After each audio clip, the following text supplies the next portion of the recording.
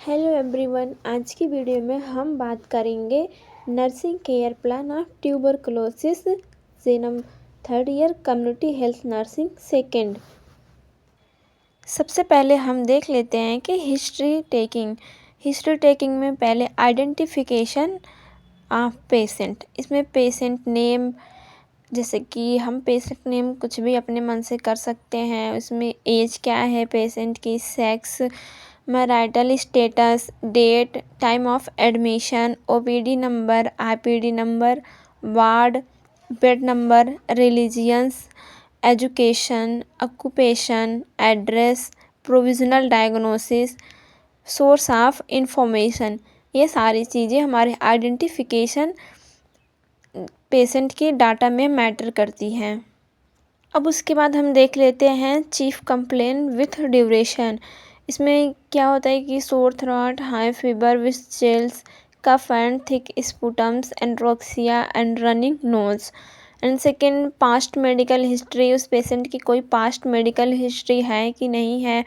उसके बाद past surgical history भी देखते हैं। उसके बाद प्रेजेंट मेडिकल हिस्ट्री, मतलब यानी कि प्रेजेंट टाइम में जो पेशेंट है उसको कौन कौन सी प्रॉब्लम्स हो रही हैं। जैसे कि पेशेंट को जो है फीवर, हाई फीवर है, चिल्स यानी कि ठंडी लग रही है, और जिसको सांस लेने में भी प्रॉब्लम हो रही है, डिफ़िकल्टी इन ब्रीदिंग।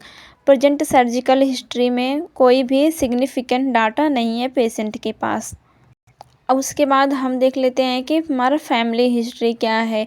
पेशेंट के फैमिली हिस्ट्री, इसमें name of family, relation with patient, age, sex, education, health status. उसके बाद हम फैमिली ट्री बनाएंगे। इसमें जितने हमारे फैमिली हिस्ट्री में रहेंगे उतने हम फैमिली ट्री बनाएंगे। अब हमारा आता है इन्वायरमेंटल हाइजीन, यानी कि जो पेशेंट है वो जहाँ पे रह रहा है वहाँ की इन्वायरमेंटल हाइजीन कैसी है, कैसी नहीं है। तो उसमें हम सेकेंड हेडिंग डालेंगे हाउसिंग में टाइप ऑफ हाउस, मतलब हाउस कच्चा है या पक्का है, या कम्प्लीटली पक्का है या कम्प्लीटली कच्चा है, ये सब देखते हैं। उसके बाद लाइटिंग, उसके बाद वेंटिलेशन, वाटर फैसिलिटीज़ गुड है या बैड है, सैनिटेशन होती है कि नहीं होती है, ये सब। सोशियो इकोनॉमिक हिस्ट्री, यानी कि पेशेंट के जो होती है सोशियो इकोनॉमिक हिस्ट्री भी लेंगे। Diet history, financial history, type of family, किस तरह की फैमिली है, जॉइंट फैमिली है या न्यूक्लियर फैमिली है, kitchens, bathrooms, drainage, water supplies, occupational history. अब हम बात करते हैं फिजिकल एग्जामिनेशन की। तो इसमें एंथ्रोपोमेट्रिक मेजरमेंट आता है। पहले कि हम पेशेंट की हाइट देख लेंगे, जो भी उसकी हाइट होगी उसे हम यहाँ पे कलेक्ट कर लेंगे, और उसका जो भी हाइट के अकॉर्डिंग या फिर जो भी पेशेंट का वेट होगा उसका वेट हम लिखेंगे। उसके बाद हम उसके हेड का एग्जामिनेशन करेंगे, उसका स्कैल्प देखेंगे और उसमें देखेंगे डैंड्रफ प्रेजेंट है कि नहीं, पेडिकुलोसिस यानी कि जो जुएँ पड़ते हैं ये प्रेजेंट है या अब्सेंट है।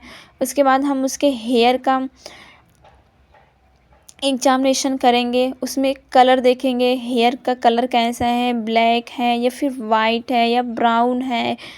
उसके बाद उसके कलर का हम उसके जो हेयर होते हैं उसके हम टेक्सचर के बारे में बात करेंगे, जैसे कि उसका टेक्सचर नॉर्मल है।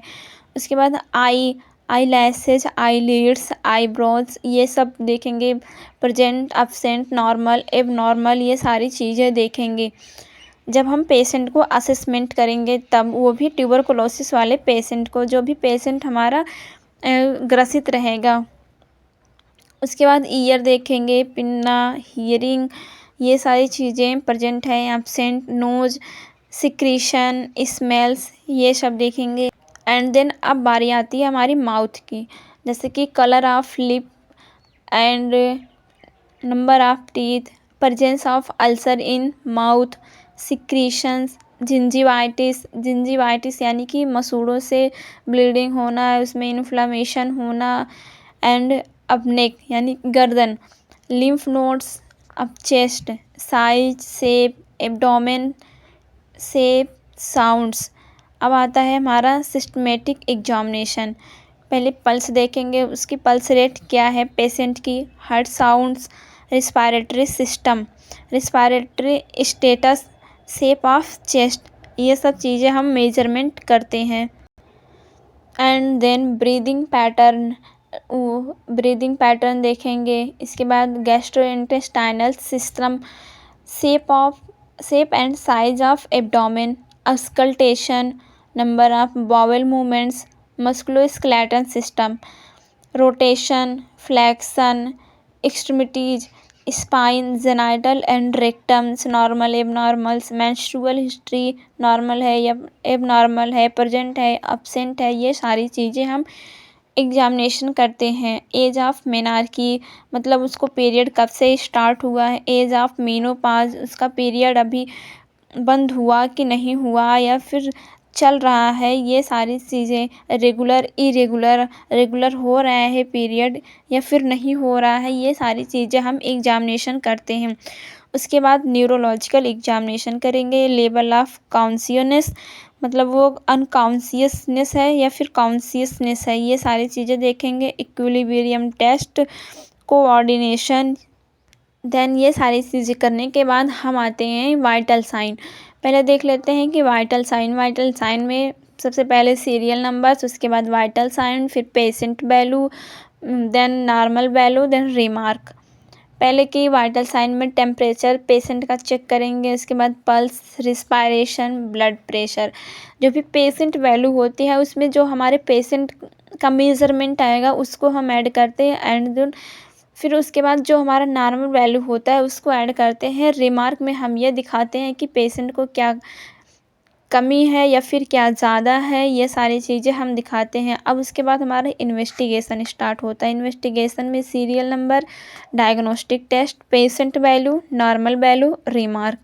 जैसे हमारा वाइटल साइन था, जैसे कि पेशेंट वैल्यू जो था वाइटल साइन में, सेम वैसे है इन्वेस्टिगेशन में पेशेंट वैल्यू और नॉर्मल वैल्यू। अब डायग्नोस्टिक टेस्ट में सबसे पहले हम haemoglobin, WBC, blood urea, creatinine, KFT, Mantoux test, ये सब सारी चीज़ें करेंगे। उसके बाद जो भी इंक्रीज होगा, जो भी डिक्रीज होगा या फिर जो नॉर्मल होगा उसको हम रिमार्क में दिखाते हैं। अब बारी आती है मेडिकेशन चार्ट की। इसमें हम क्या क्या मेडिकेशन चार्ट देंगे, जैसे कि ये है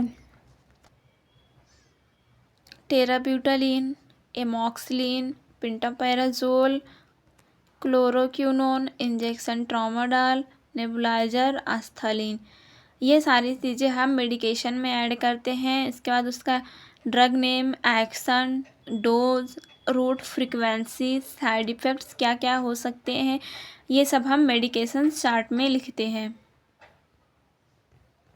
मेडिकेशन चार्ट के बाद अब आता है नर्सिंग डायग्नोसिस।